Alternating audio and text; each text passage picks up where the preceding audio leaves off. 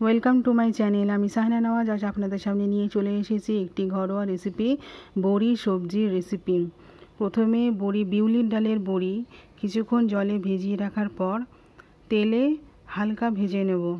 তারপর ওই তেলে কিছুটা হিং ও গোটা জিরে দিয়ে ফোড়ন দেব।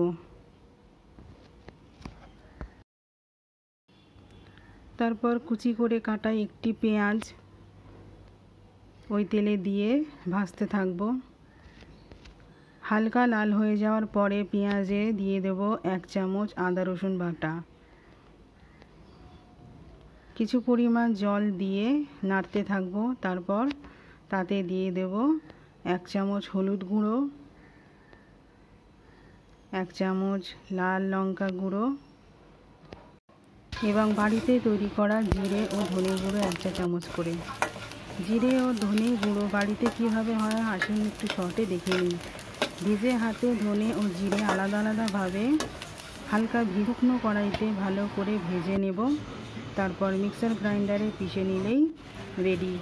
আপনারা চাইলে চেলে নিতে পারেন। এইভাবে একই পদ্ধতিতে ধনে গুঁড়ো করে নেব। বাইরের মশলার ভেজাল বা শরীর খারাপের ভয়তে আমরা চেষ্টা করি বাড়িতেই মশলা তৈরি করে নিতে। ছোটোবেলা থেকেই মায়ের কাছে শেখা।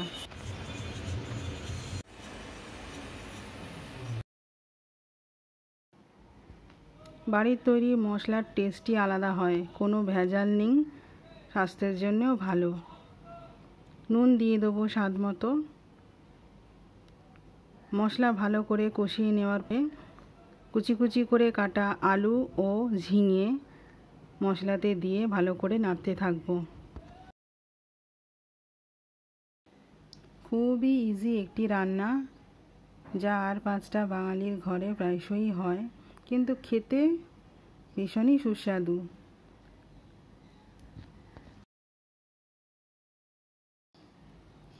ঝিঙেতে যেহেতু প্রচুর পরিমাণে জল থাকে, তাই আমরা ঢাকা দিয়ে কিছুক্ষণ ঝিঙের জলটা মারার জন্য রেখে দেব। ভালোভাবে মশলা আলু সবজি মিশিয়ে নেওয়ার পর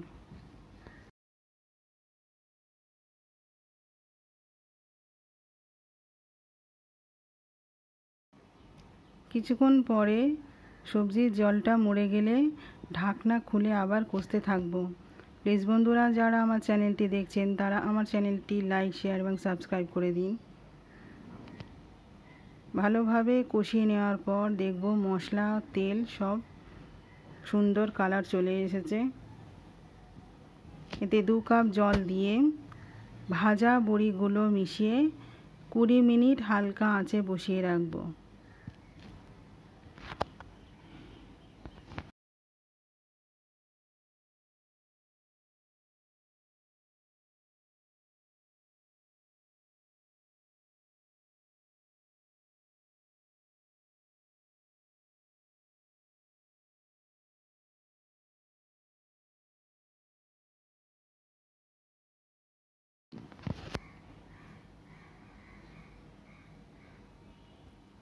এইভাবে বানিয়ে নিন, খুবই ইজি একটি রেসিপি।